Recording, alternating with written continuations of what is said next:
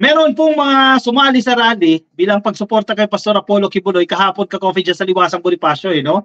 Sumuporta sila kasi ang promise sa kanila, babayaran sila ng 500 pesos. Ang problema, tinakbuhan. At hindi lang ito isa, hindi lang dalawa, marami ka-coffee. Mga indigenous people ka-coffee, ha? Mga kababayan natin katutubo, nasama pa dito sa rally. Ang problema, hindi na nabayaran. Ito, courtesy sa may-ari ng video na to. Ito si Kuya, kung nakikita ninyo sa mga vlog, madalas natin makita itong mukha ni Kuya na umaamin siya, no, na hindi sila nabayaran. Kasi yun pala, yung mga umatid sa rally na yan, kung saan nagkukuda-kuda itong si Harry Roque at si Topacio, may bayad pala, hindi naman lahat, no? Kasi yung iba dyan, totoo talagang followers, eh. Yung iba, pamparami ng tao, hinakot, no? Ilang jeep ang dinala dyan. Base sa kwento nila, ha? Kasi wala naman tayo dyan, eh. Base sa kwento na ito, hinakot sila. Ang pangako sa kanila, ibabayaran sila. Yung iba, 1,000 nga raw yung bayad, eh. Yung iba, 500. Pero matapos yung event, tinakbuhan na ka-COVID. Tira mo ang caption ng vlog na ito, ha? Mga nag-rally kay Kibuloy, nagwala, hindi binayaran, at tinakbuhan. Sige, pakinggan natin ka-coffee yung ilang parts ng video na to. Sige.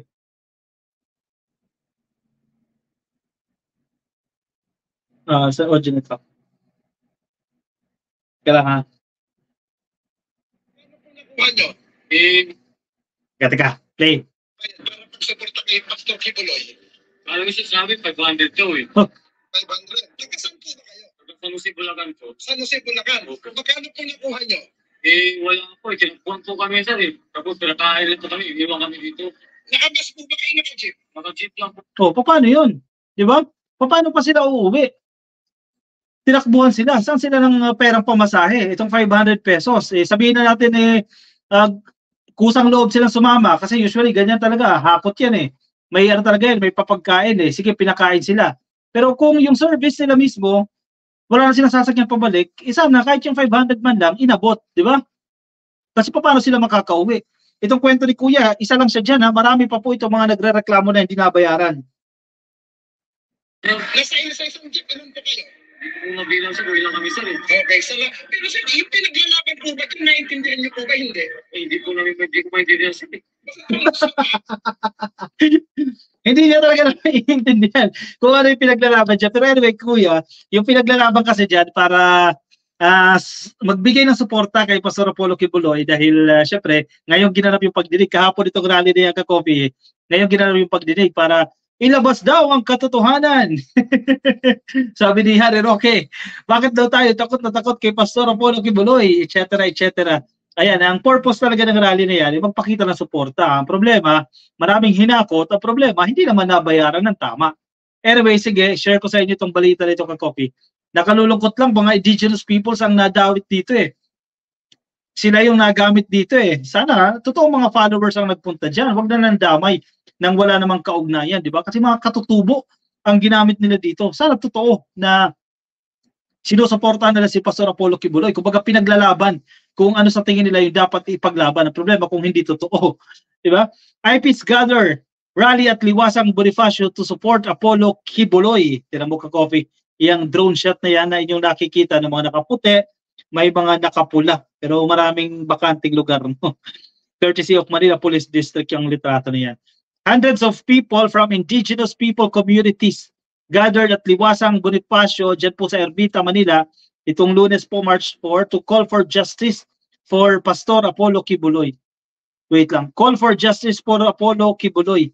Hindi ba siya ang nirereklamo dito ng child abuse? Pero bakit ang panawagan ng hustisya para kay Pastor? Di ba may minor de edad na nananawagan ng hustisya against him? According to Manila Police District, Kibuloy supporters started to flock at 9 a.m. for the conduct of kapangyarihan at kalayaan. Ibalik sa taong bayan, kakisam prayer rally. Yung prayer rally pala yan. It said, a worship and praising session are started around 1 p.m. The crowd had reached 800 when the prayer rally program started at 3 p.m. Sabi po ng police. Attendees raised their placards with messages, Justice for Pastor, Pastol Apollo, resign Risa Ontiveros, restore freedom of expression, and stop human rights abuses. Yun ang pinapatamaan nila dyan. Former President spokesperson Harry Roque, nangampanya na rin po siya dyan. Siyempre, tatakbo eh. Nangampanya na yan. Nagsisigaw na siya dyan. Si Attorney Ferdinand Topacio, nagbigay din po ng kanyang talumpati Bakit sila natatakot kay Pastor Apollo Kibuloy? Dahil natatakot sila sa katotohanan, sabi ni Harry Roque. Huwag natin kalimutan, ang kasaysayan ay hindi inukit ng mga pinupuri. Ang kasaysayan gaya ni Andres Bonifacio, Jose Rizal, inapi at pinatay pa. Kinumpara nila Coffee si Kibuloy kay Jose Rizal at kay Andres Bonifacio. Si Pastor Kibuloy, kailangan nyo muna mapatay muna dahil ang nais namin ang katotohanan, sabi ni Harry Roque. More than 100 personnel ang PD ay dineploy po dyan sa event na yan para mag-monitor. Nadamay pa tuloy si Jose Rizal at si Andres Bonifacio dito sa gimmick na ito ni Harry Roque sa kanyang talumpati. Expected na yan nila ha. Alat sila, wala na di na mauto. Kaya nga, ita ang kinuha, hinakot at tinakot nila Kim sa sabi ni Melon. O nga, kawawa, nagamit ka Coffee yung ating mga kababayang katutubo. Sinamantala nila ka Coffee ang kababayan nating katutubo. Mukhang Teletubbies si ayoko na mag-talk. Sinong Teletubbies yan? The Entrepman. Hirap kasi ng buhay ngayon, kaya kapit sa patalim Entrepman. Actually, walang masama sa 500. Ako, okay ako doon sa 500 na ibayad sa ating mga katutubo Kasi ilang kilong bigas na rin sa kanila kaysa nakatambay sila doon ka Coffee sa lugar nila, at least kumita sila ng 500 sa isang araw. No? Pambili na rin yan Patusin na nila yan, pambili na rin yan ng kung ano bang gamit sa araw-araw. Ang problema dito, nalin lang sila Ang pangako, may bayad. Ang problema, pinakain na sila, iniwanan pa sila ng sasakyan nila, paano sila uuwi ngayon, di ba? Ibigay yung pinangako sa kanila. Kasi inasahan nila yan. Angie Alhambra, at least next time, hindi na sila sasama sa mga rally na ganyan. Magtrabaho, hindi yan easy money, sabi ni Angie Alhambra. Ideally, ganoon sana, no? Pero, ayun lang, naloko rin sila dito, no? Kasi, in a way, may fault din naman talaga sila dahil sa pagsama nila, no? Na hindi pala bukal sa loob nila, kundi habol ang kabayaran, no? Si Nino Barsaga ang nag-interview sa kanila nang galing pa sila sa iba't ibang lugar. Si Nino Barsaga pala ito, ha? Credit kay Sir Nino sa video na yan. Gardol Zap, katotohanan pala gusto ni Harry Porque. Di ibigay si Jabuloy. Oo nga, no? Isurrender. May kaso naman pala yan. Anyway, sige.